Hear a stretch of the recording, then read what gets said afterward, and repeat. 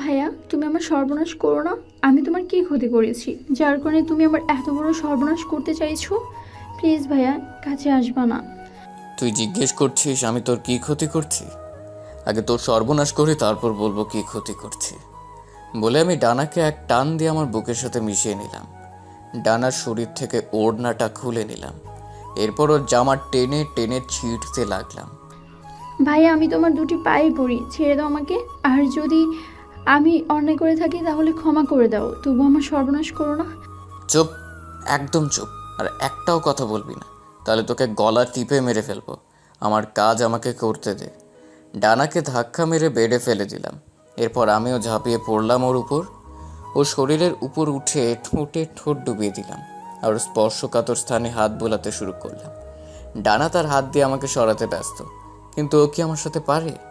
এবারও ঠোঁট ছেড়ে গালে গলায় কিস শুরু করলাম। ভাইয়া খুব ব্যথা পাচ্ছি।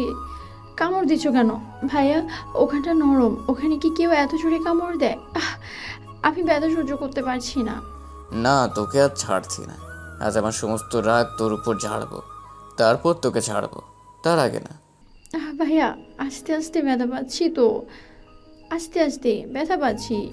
আস্তে ধাক্কা দাও, আমি নিতে পারছি না। তোমার ওটা বেশি বড় আর মোটা। ইস। এখন থেকে তোকে আমারটাই নিতে হবে। আজ থেকে তুই শুধু আমার।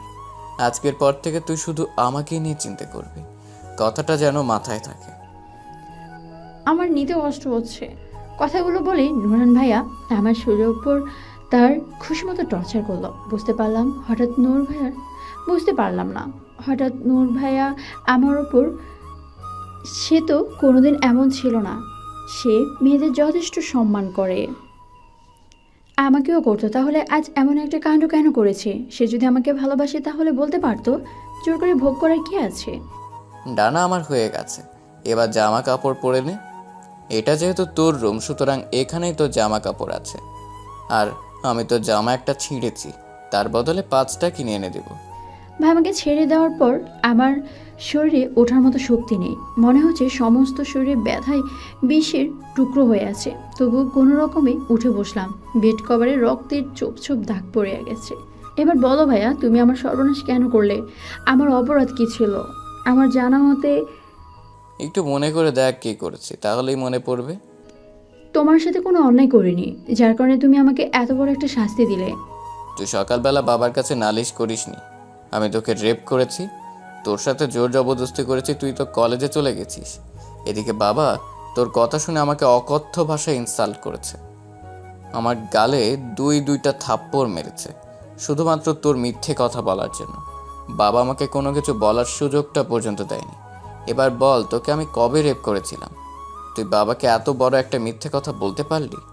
তোমার বাবার মতো একই অন্যায় তুমিও আমার সাথে করেছো। মামা তোমাকে কিছু বলার সুযোগ দেয়নি, আর আজ তুমিও আমাকে কোনো সুযোগ দিলে না। যাই হোক, ভালোই করেছো। তবে শুধু বলবো, এমন একটা নোংরা অ্যালিগেশন আমি তোমার বিরুদ্ধে আনিনি। এবার তুমি আমার রুম থেকে যাও। আমি একটু একা থাকতে চাই। আমি ভেবেছিলাম তুমি আর 5টা ছেলের থেকে আলাদা, কিন্তু না, তুমিও ঠিক একই রকম নিজের পুরুষত্ব দেখিয়ে দিলে। আজ আমি অনাথ বলে এমন একটা অন্যায় তুমি আমার সাথে করতে পারলে। আমার বাবা মা বেঁচে থাকলে এই অন্যায়টা কোনোদিন করতে পারতে না। তুই নালিশ করিসনি, তাহলে কে করলো? ও আচ্ছা, এবার আমি বুঝতে পারছি কে এত বড় একটা জঘন্য কাজ করেছে। সোনিয়া করেছে। মানে সোনিয়া করতে যাবে কেন? সোনিয়া আমাকে প্রপোজ করছিল, কিন্তু আমি সোনিয়াকে একটা চড় দিয়ে বলেছি আমি তোর চাচাতো ভাই, তুই আমাকে প্রপোজ করিস, তোর লজ্জা করে না? এই জন্য সোনিয়া আমার উপর প্রতিশোধ নেওয়ার জন্য এমন একটা নোংরা খেলা খেললো। ডানা, তুই আমাকে ক্ষমা করে দে। তুমি আমার রুম থেকে যাও। এখন তোমাকে দেখলে আমার ঘেন্না করে। নুরহান ভাইয়া আমার রুম থেকে চলে যায়। আমি মাইশা ইসলাম ডানা। খুব ছোটবেলায় আমার বাবা মা মারা যায়। এরপর ঠাঁই মেলে মামার বাড়িতে। আমি এবার এইচএসসি পরীক্ষা দেব। আমার আরও 2 মামা মামি আছে, কিন্তু বাকি 2 মামি আমাকে একদমই সহ্য করতে পারে না। নুরহান ভাইয়ার মা আমাকে অনেক ভালোবাসে। নুরহান ভাইয়া হলো আমার মামাতো ভাই। তারা শুধু 2 ভাই। নুরহান ভাইয়া ছোট। ভাইয়া এবছর অনার্স ফাইনাল ইয়ারে পড়ে। বড় ভাইয়া আর ভাবি দুজনে চাকরি করে, তাই তারা শহরে থাকে। কোনোরকম বিছানা ছেড়ে উঠে দাঁড়িয়ে ওয়াশরুমে চলে গেলাম। শাওয়ার নিয়ে চলে আসলাম। সেদিনের পর থেকেই আমি নুরান ভাইয়ের সাথে আর কোনো কথা বলি না। সে অনেকবার কথা বলার চেষ্টা করেছে, কিন্তু আমি তাকে সুযোগ দিইনি। হঠাৎ দরজায় নক পড়ল। কে? দরজা নক করে কে? আমি উঠে গিয়ে দরজা খুলে দিলাম। মামি ভিতরে ঢুকে পড়ল।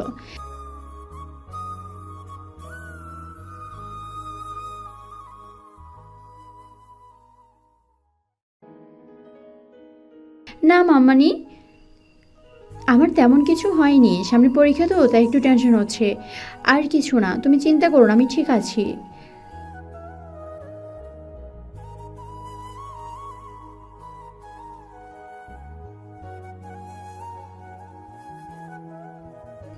আমি মামিকে মামুনি ডাকি।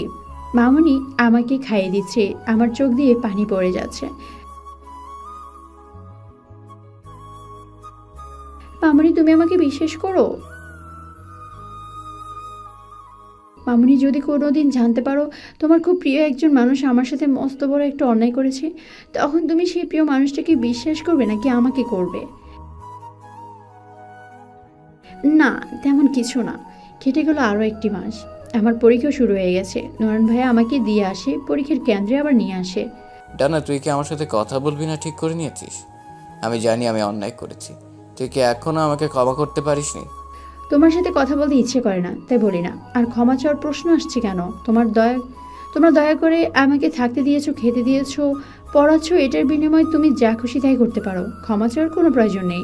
আমি তো এতিম, অসহায় একটা মেয়ে। তুই একটু বেশিই বুঝিস। আমি আর কথা বাড়ালাম না।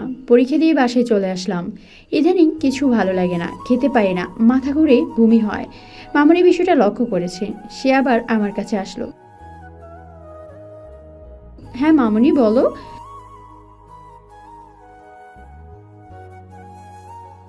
মামুনির কথা শুনে মামুনিকে জড়িয়ে ধরে কেঁদে দিলাম। এরপর বললাম, মামুনি, তোমার ছেলে আমার সর্বনাশ করেছে। এরপর মামুনিকে সবটা বললাম। মামুনি রেগে মেগে আমার রুম থেকে বের হয়ে গেল। একটু পর মামুনি আমাকে বসার ঘরে রাখলো। গিয়ে দেখি সেখানে মামা, মামি আর নুরান ভাইও আছে। নুরান ভাইয়া মাথা নিচু করে দাঁড়িয়ে আছে। বুঝতে বাকি রইল না, মামা ভাইয়াকে বকেছে। নুরহান, তুই ডানার এত বড় একটা সর্বনাশ কেন করলি? এখন আমি ওকে বিয়ে দিব কি করে? ডানার পেটে তোর সন্তান, সেটা কি তুই জানিস? কথা শোনা মাত্রই নুরান ভাই আমার দিকে তাকালো। মনে হচ্ছে তার চোখে মুখে খুশির ঝলক। নুরান ভাইয়া বেহার মতো ছুটে এসে আমাকে জড়িয়ে ধরলো আর বলল, ডানা, তুই আমার সন্তানের মা হতে যাচ্ছিস। আমি অনেক খুশি হয়েছি। আর তোকে আমার থেকে কেউ কেড়ে নিতে পারবে না। বাবা, আমি কি ডানাকে ভালোবাসি, ডানাকে বিয়ে করতে চাই। মামা আর মামুনিও খুশি মনে মেনে নিল। রাতেই আমাদের বিয়ে পড়িয়ে দিল। আমার পরীক্ষা এখনো শেষ হয়নি। বসে আছি নুরান ভাইয়ের বিছানায়। একটুতেই সে আসলো, আমার পাশে বসলো, আমার হাত ধরে বলল, এবার তোমাকে ক্ষমা করে দে, আর বিশ্বাস কর আমি তোকে ভালোবাসি। তোকে আমি সুখে রাখবো। বিয়েটা যখন হয়ে গেছে তোমাকে তখন ক্ষমা করাই যেতে পারে। আচ্ছা ঠিক আছে, তোমাকে ক্ষমা করে দিলাম। ডানা, আমাকে একটু ভালোবাসা দিবি? সেই ছোটবেলা থেকে আমি তোকে ভালোবাসি। আমি মনে হয় বাসি না? তার মানে তুই আমাকে ভালোবাসিস? হ্যাঁ বাসি তো, অনেক বেশি ভালোবাসি তোমাকে ভাইয়া। এখনো ভাইয়া বলে ডাকবি? স্বামীকে কি কেউ ভাইয়া বলে ডাকে? তাহলে কি বলে ডাকবো? সবার সামনে ওগো তুমি এইসব বলে ডাকবি? আর আমরা যখন একসাথে থাকবো তখন জান বলে ডাকবি, কেমন? ঠিক আছে জান। আয় কাছে আয়, তোকে আদর করি। আমার আবার আমাকে ব্যথা দিবে না তো? এখন কিন্তু আমি প্রেগনেন্ট। আরে না, আজ তোকে পরম যত্নে আদর করবো জান। আগে লাইট অফ করো। ওই লাইট অফ।